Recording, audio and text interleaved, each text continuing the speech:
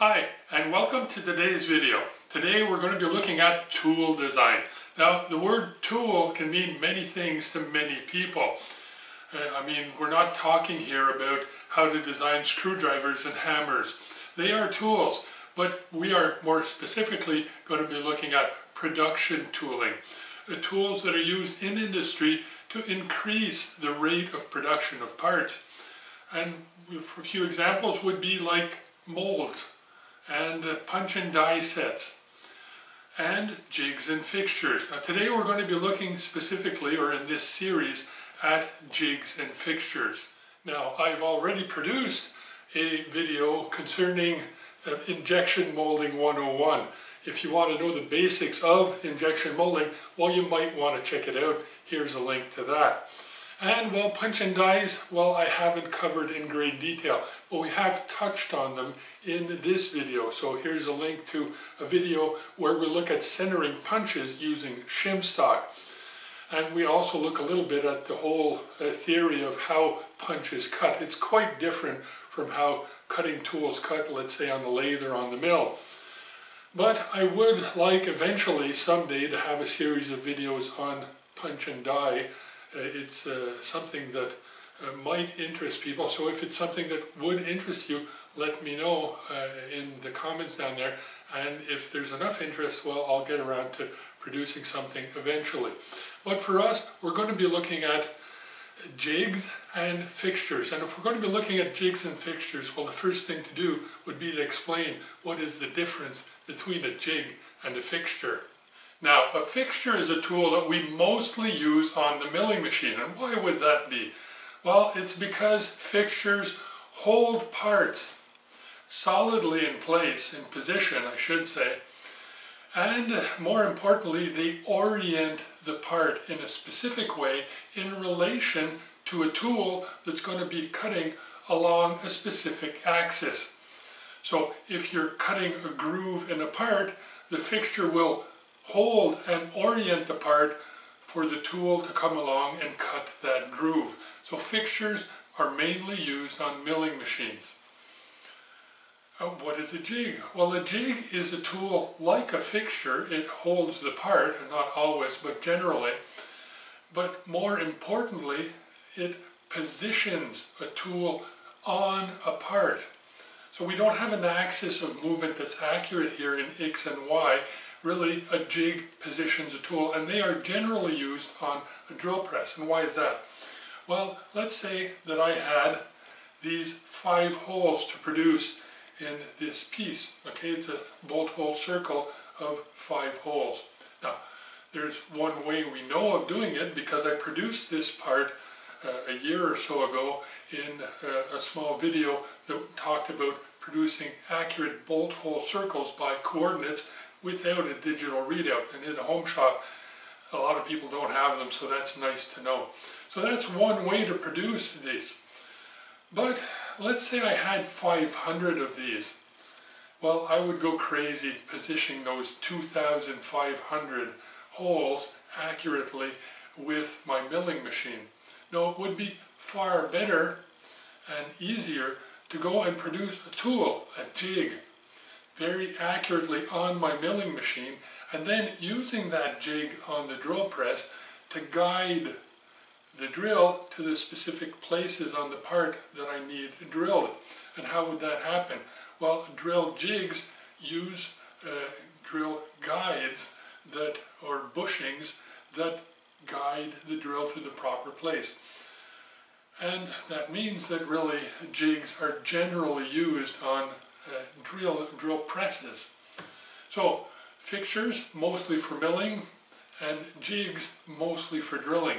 And in both cases, they save a lot of work because they take away the obligation to position and measure accurately for each part produced. Now, sometimes on the milling machine, you're going to produce a fixture for a one-off part.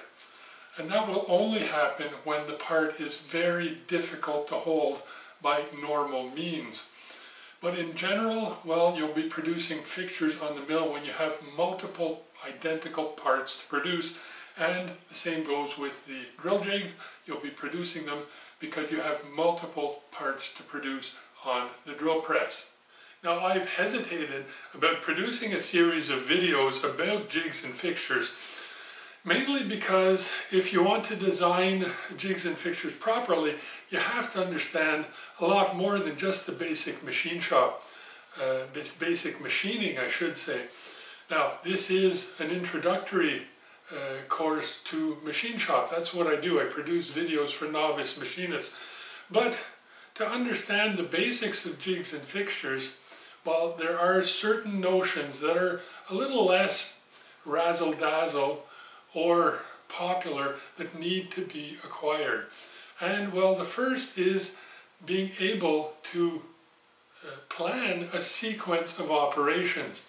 It's crucial if you're going to be producing tooling for specific operations. Well, it's crucial to know where in the sequence of operation that tooling is going to come into use and what the part looks like at that moment, because you're going to be using the part's external features to position for that specific operation. Now, a sequence of operation is always important, but it's often overlooked. So I have a very boring series of 3 videos about sequence of operation, about planning the sequence of operation. So here's a link to that. Take the time to go and look at them. It's important stuff. And another important notion that's often overlooked because it's not very sexy, and that is isostatic positioning. Now, if you have a part held in a vise, it's held in a vise, but it is not specifically positioned. Now, you can align the vise to align the part, but it remains that if you don't use parallels and all this, it is not positioned, it is just held. There's a big difference between positioning a part and holding a part. Isostatic positioning is the theory behind positioning a part in its 12 possible movements in space. It sounds complicated, but it isn't. It's basically the 1, 2, 3, 3, 2, 1 rule, and you can get a notion of how that all works because it's crucial for jig and fixture design by looking at this short video that I produced some years ago. Now, let's get into, and I guess we'll start by looking at the jig design, I should say. So let's start our jig design by looking at drill bushings. The drill bushing's main role in life is to guide the tool to the proper place on the part to be drilled. Now, that seems simple enough, but how does it do that? Well, the drill bushing is mounted in the body of the tool, and the body of the tool includes on its other side, well, different accessories that positions the part to be drilled properly in relation to that drill bushing. Now, there are several different types of parts that can be made, many, and there are several, or at least many different types of holes that can be produced. That would tend to mean that there must be many types of bushings, and there are. The 3 main types that we're going to look at are the press fit bushings, the renewable bushings, and the slip renewable bushings. And if we're going to talk about slip renewable bushings, well, we're going to also have to mention bushing sleeves.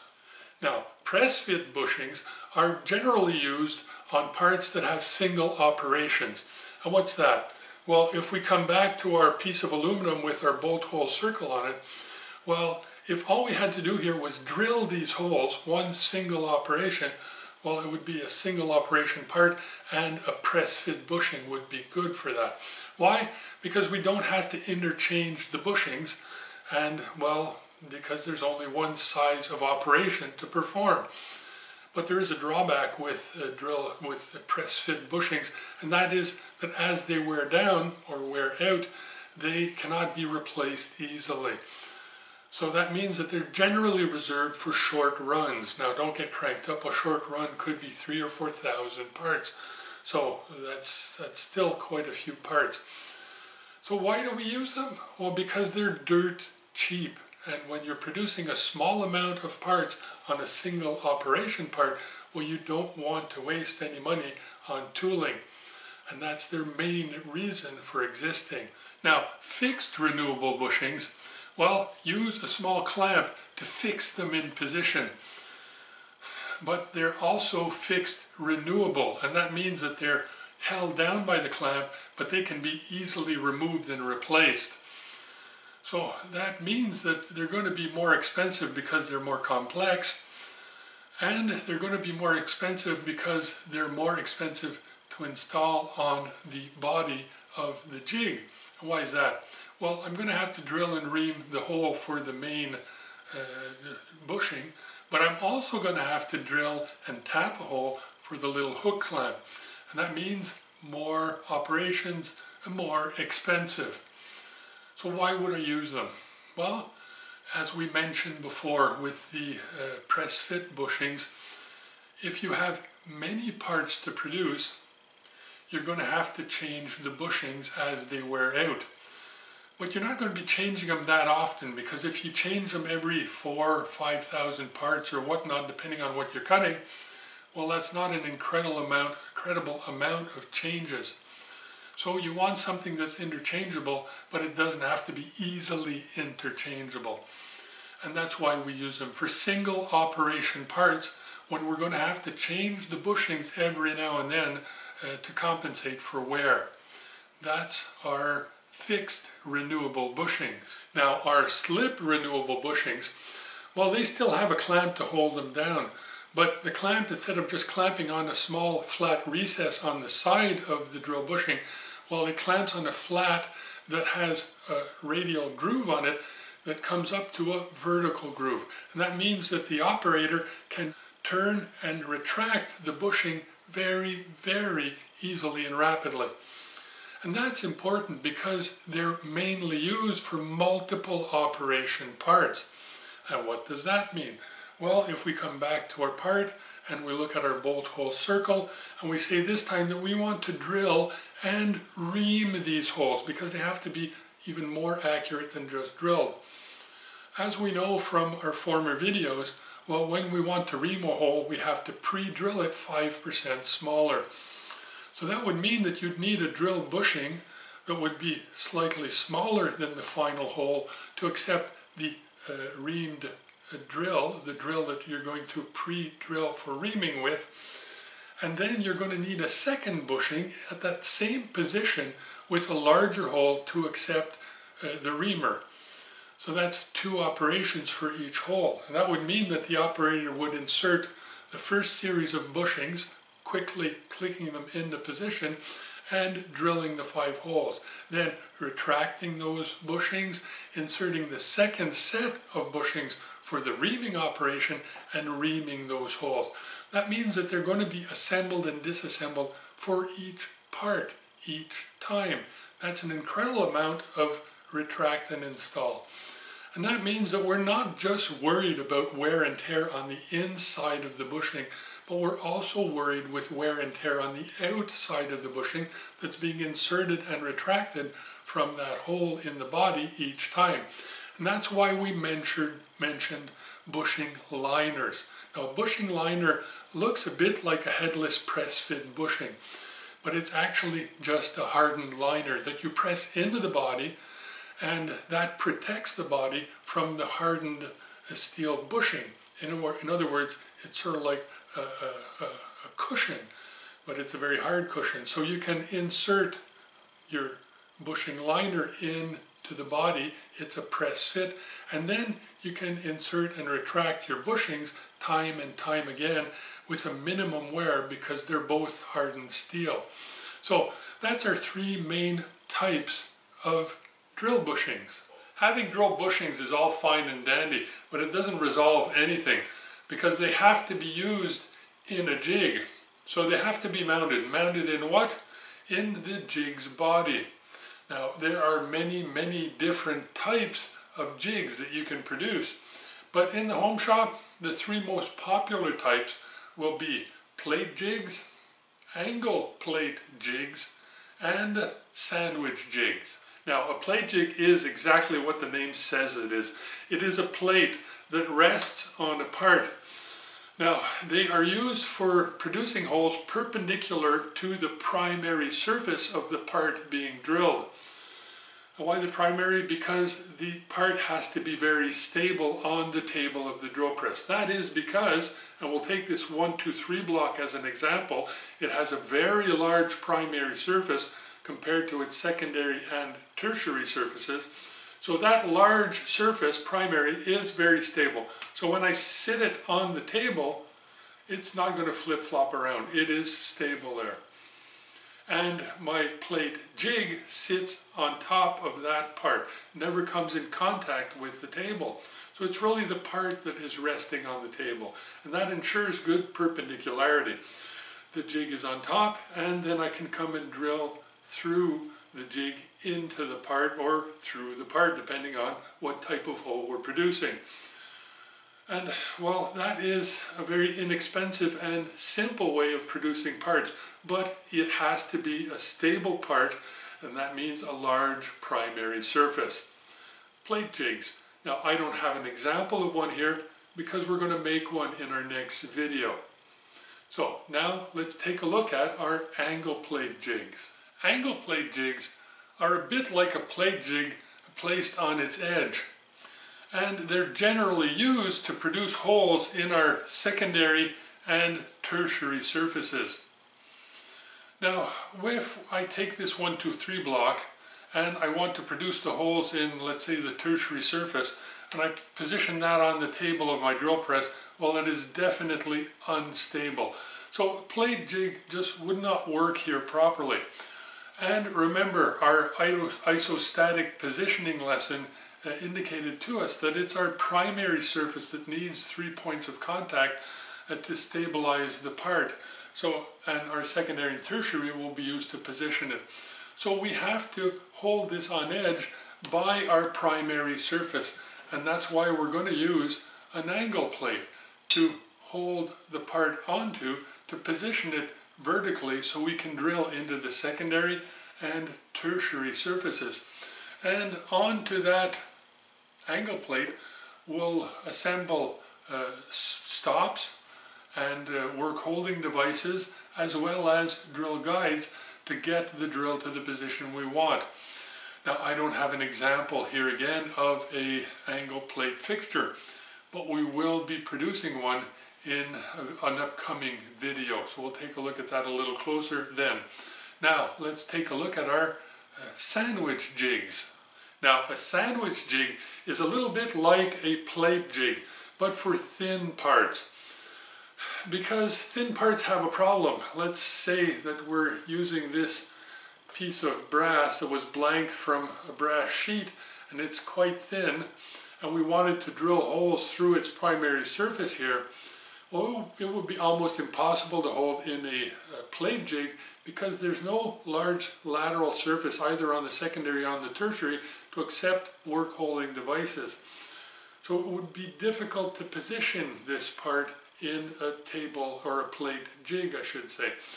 However, if we use a sandwich jig, that resolves a lot of the problems, because a sandwich jig is like a plate jig in two halves. There's the bottom and the top. The bottom is to stabilize, and the top is the working end, the one that has the drill bushings incorporated into it. So I'd have my base that is large and stable that can sit on my drill press table. My thin part can come and sit on that stable base, and then the top half will come and adjust to the part and the base and will permit us to drill through. The part will be stable because the top half sandwiches the part and it holds it in place there. So that's really great for thin parts. Now, I have a sandwich jig kicking around in the shop for this very job here. So let's take a closer look at that sandwich jig. So here's the part that I want to drill. I want to produce 2 holes. We're going to end up with something like this. Now, I have many of these to do, so it's worth my while to produce a jig. Now here's my jig. It's a sandwich jig. I have my top portion, I have my bottom portion, and I have my 5 pieces here, because with this jig I'll be able to drill 5 parts at a time. Now this is the top, so it's removable. And we see that my positioning technique here is called a nesting. So I have a cavity that is of the same profile as my part, plus a few thousandths of an inch larger than the largest allowable size for these parts. And I can mount these directly in there. So I can mount 5 parts in here. So I have my 5 parts that are just proud of the surface here. So when this top half comes and is screwed on with the 2 screw holes, well, this will actually fix them in position, so they won't be vibrating around or jiggling around in there. And I have my 2 dowel pins to keep everything well aligned. So let's assemble this.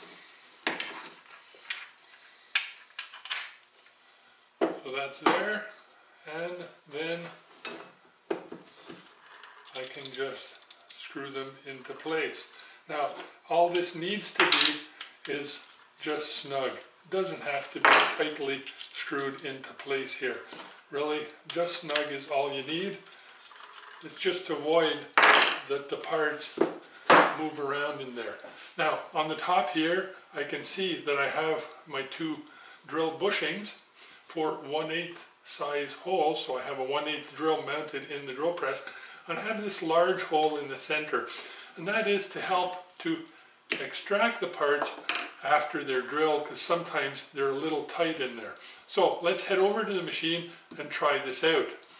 So I have my drill, I have my part, everything's set up. I've even adjusted the depth stop on the drill press so that the drill just goes a little lower than the top of the base, and that means that it makes it through the parts, and there is a hole pre-drilled in the base there to accept the drill when it comes through those parts. So we're ready to go here.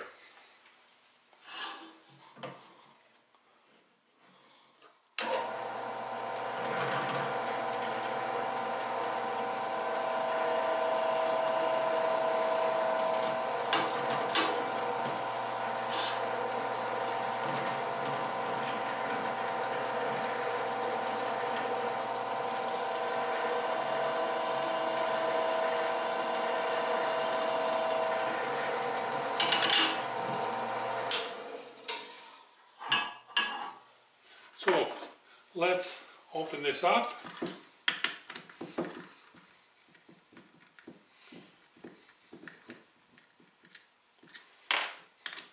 Then we can take a look at the result of our labors.